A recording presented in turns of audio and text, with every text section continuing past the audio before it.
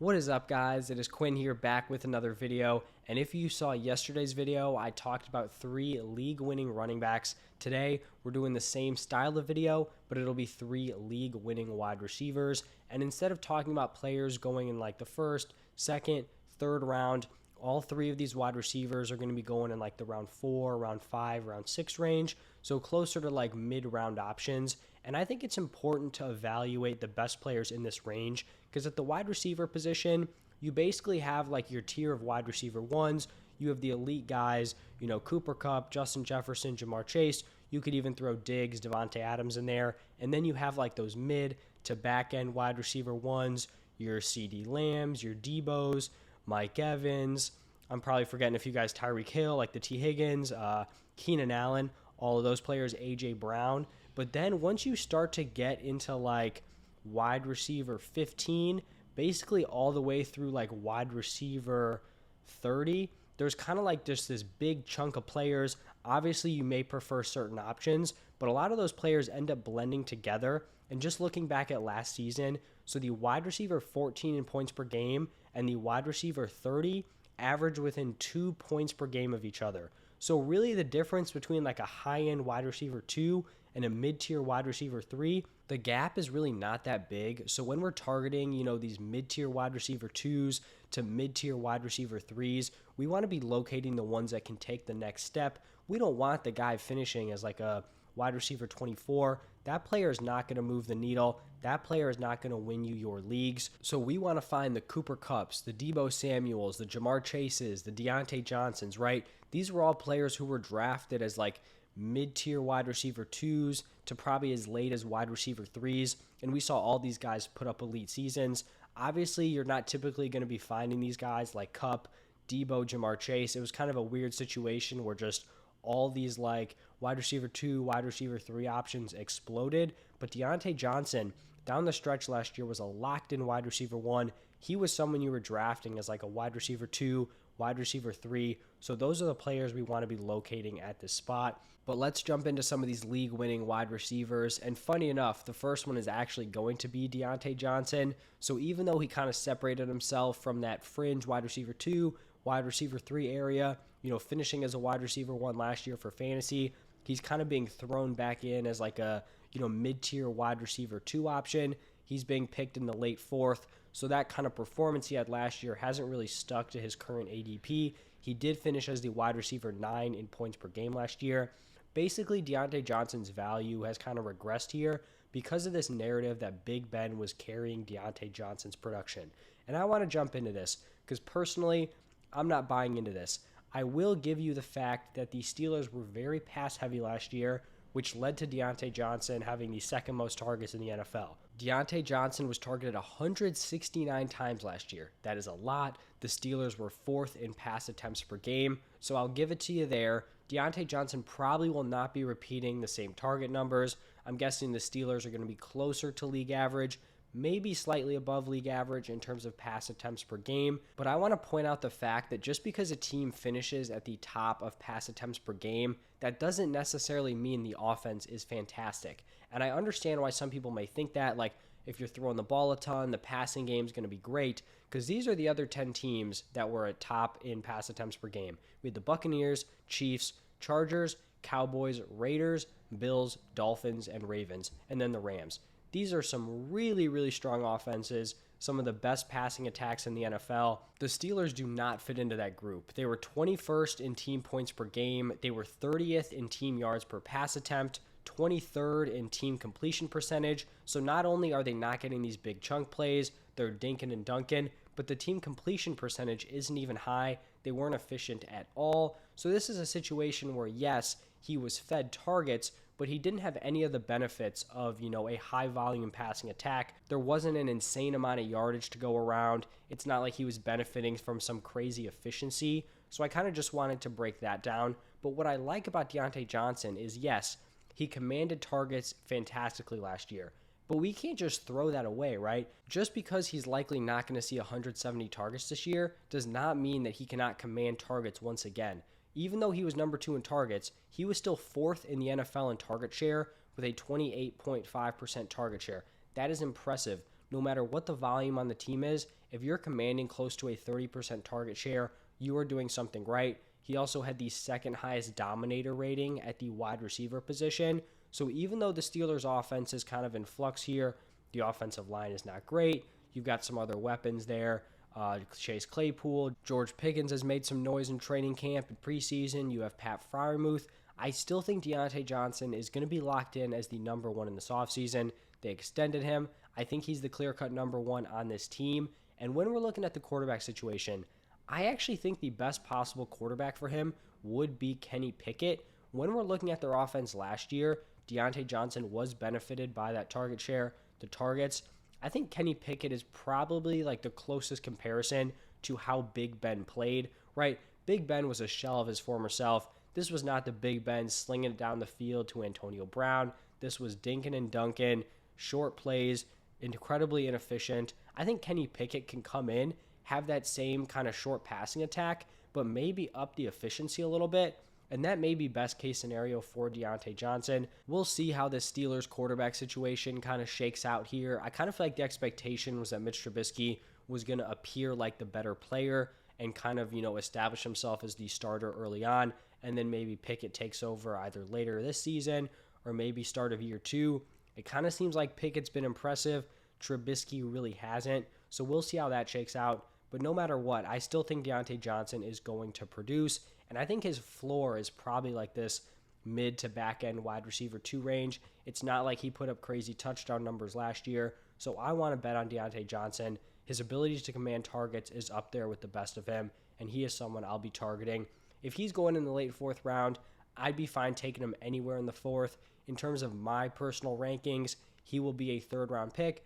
But obviously, you don't want to be picking him there if that's not where he's going, in comparison to other players. Now, moving over to the second league-winning wide receiver, it is going to be Juju Smith-Schuster. And to be completely honest, I did not think I'd be someone who was super into Juju this year. I kind of thought I'd be fading him, wouldn't love him at price. I thought, his value would just be totally inflated, coming to the Chiefs. He's a big-name player. But it kind of seems like his value is at this spot where I really like. According to 4for4, he's being drafted as the wide receiver 28. That is a mid-6th round pick. And I understand there are some clear red flags in terms of Juju's profile, his recent production, ability to stay on the field, all of it. But then there's just this high upside that he will have on this Chiefs offense. Looking at the Chiefs last year, they were 4th in points per game. They were 2nd in pass attempts per game, and then 4th in team passing yards. This is an offense you want pieces of, and if you can get the potential number 1 wide receiver on that team in the 6th round, I'm going to be all over that. Juju Smith really broke out in his 2nd year in the NFL, went for 111 receptions, 1,426 receiving yards, and then 7 touchdowns. At this point in his career, we thought Juju Smith was going to be the next big thing. We thought he was going to be one of the best wide receivers, in the NFL for a very, very long time. Since then, he's been pretty disappointing. 2019 had some weird quarterback stuff, but he still was not good. Then in 2020, he was all right, I guess. Wide receiver 23 in points per game, 128 targets, 97 receptions, 831 receiving yards, and then 9 touchdowns. But you had Diontae Johnson kind of outperforming him, and then you had Claypool kind of on his heels also. So he went from this guy who was supposed to be like this elite alpha wide receiver to now just in a really kind of congested wide receiver mix.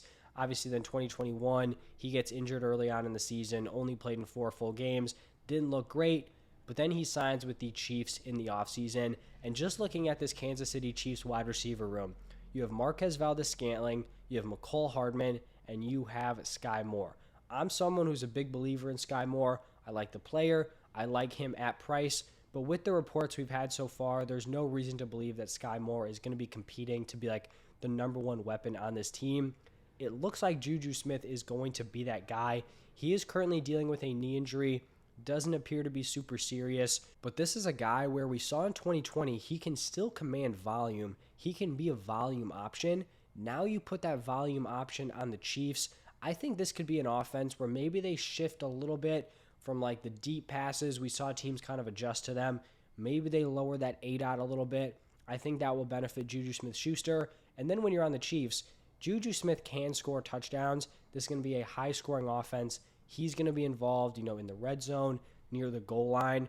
So I just think at wide receiver 28, he doesn't have to be this elite guy we thought he was going to be to still live up to this ADP. And I think he can put together 1,200-yard season, score double-digit touchdowns, and then we're looking at like a fringe wide receiver 1. I totally think that's in the realm of possibility. So I'll be all over Juju Smith-Schuster in the 6th round. And now on to the third and final league-winning wide receiver. It is Michael Thomas. According to 444 ADP, he's going off the board as the wide receiver 31. That's like the round 6, 7 turn. I think in more competitive leagues, he's definitely going to be going early round 6. Maybe he even sneaks into round 5. But the important thing here for Michael Thomas is that when he is healthy, he is a top 5 wide receiver in the NFL. That is how talented he is.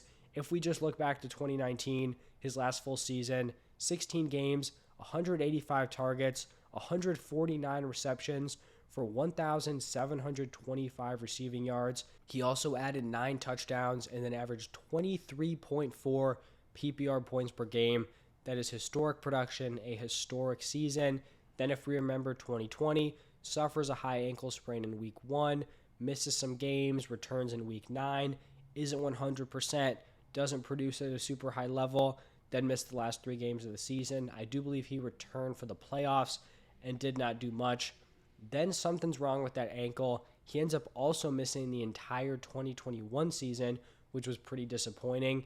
And then the offseason reports this year, they were not good. I know there was that one viral clip of him doing the very basic jumping thing on one foot, and it was like, man, if he's still at this stage of the rehab, this is not good. If it's been 2 years and he's still not recovered from this, maybe he is just done. But after that, we started hearing some good reports out of camp. He was back to practice. Apparently he was looking like the Michael Thomas of old. A lot of things that we really want to hear if we are drafting Michael Thomas. Apparently he is currently dealing with a hamstring injury, but it does seem to be minor. But with Michael Thomas here, we are taking on the risk of him potentially still being injured, maybe dealing with a new injury. We're taking a swing here on the talent because his ability is undeniable. When he is healthy and on the field, he is elite. The last healthy season he had, number 1 in targets, number 1 in target share, number 1 in red zone targets, receptions, receiving yards, yards per team pass attempt, fantasy points per game at the wide receiver position. He has Jameis Winston there.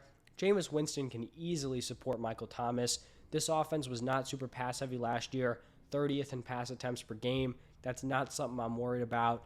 With Michael Thomas, Chris Olave, Jarvis Landry, that number is going to jump up to probably at least league average, maybe even better. But if you are getting Michael Thomas in the 6th round, even 7th round, that is just not something I can pass up on. He is too talented when he's on the field. Maybe he's a little bit older. I'm obviously not expecting, I've been shouting out that 2019 season. I'm not expecting 2019 Michael Thomas. I mean, if he hit that, it would be absurd. That's peak of the peak of the peak. Very, very unlikely. But I don't think it's impossible to say that Michael Thomas can be a 16, 17 point per game guy. I really think that's in the realm of possibility, especially if he is healthy. So getting him in the 6th round as a mid-tier wide receiver 3, that's something I'm going to be hitting the draft button on every single time. So those are my 3 league-winning wide receivers. We had Diontae Johnson, Juju, and Michael Thomas. If you guys enjoyed the content, do me a huge favor, hit that like button, subscribe to the channel. I'll be putting out daily videos up until and then through the NFL season, so look out for all of that. Thank you again, and I'll see you guys in the next one.